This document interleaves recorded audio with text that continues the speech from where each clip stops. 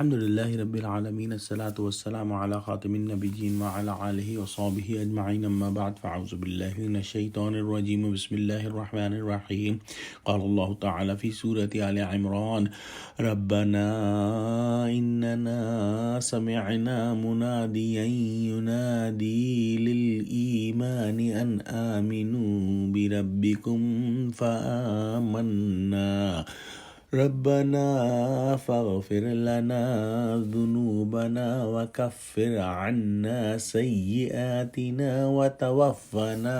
مع الابرار۔ ترجمہ: اے پروردگار، ہم نے ایک ندا کرنے والے کو سنا کہ ایمان کے لیے پکار رہا تھا، یعنی اپنے پروردگار پر ایمان لاؤ، تو ہم ایمان لے آئے۔ اے پروردگار، ہمارے گناہ معاف فرما اور ہماری برائیوں کو ہم سے محو کر اور ہم کو دنیا سے نیک بندوں کے ساتھ اٹھا۔ جس طرح سے سورہ بقرہ کے اختتام پر عظیم دعا آئی تھی، یہاں پر بھی ایک عظیم دعا ہے،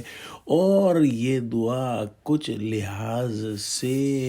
عظیم تر ہے۔ اللہ سبحانہ و تعالی نے انسان کو ایک اچھائی اور برائی کی تمیز دل کے اندر عطا فرمائی ہے، اور کوئی بھی سلیم الفطرت اور سلیم العقل شخص اپنی عقل اور فطرت کے ذریعے سے اس نتیجے پر پہنچ سکتا ہے کہ اس کائنات کا خالق اللہ سبحانہ و تعالی ہے۔ وہ شخص جب بھی اس کائنات کی جو بھی اللہ سبحانہ و تعالی نے مخلوقات تخلیق فرمائی ہیں ان پر غور کرتا ہے تو اس کو اللہ سبحانہ و تعالی کی معرفت حاصل ہو جاتی ہے، اور پھر اس کو یہ بھی اندازہ ہو جاتا ہے کہ اللہ نے یہ کائنات جو ہے وہ بلا وجہ جو ہے وہ نہیں بنائی، اور اس کائنات کے بعد ایک اور دنیا ہوگی جہاں پر اچھوں کو اچھائی اور بروں کو برائی ملے گی اور پورا بدلہ ملے گا۔ تو اللہ سبحانہ و تعالیٰ کی توحید اور آخرت پر وہ خود سے پہنچ سکتا ہے جو بھی سلیم العقل اور سلیم الفطرت انسان ہوگا، لیکن اس کے بعد اس کو مزید رہنمائی کی ضرورت پڑتی ہے، جیسا کہ ہم سورہ فاتحہ کے اندر دعا کرتے ہیں کہ اہدنا الصراط المستقیم، کہ اے اللہ ہم کو سیدھا رستہ دکھا۔ اور جب بھی ایسے سلیم الفطرت اور سلیم العقل لوگوں کے سامنے کسی نبی کی دعوت آتی ہے تو وہ اس پر فوراً لبیک کہتے ہیں، جیسا کہ ہم نے دیکھا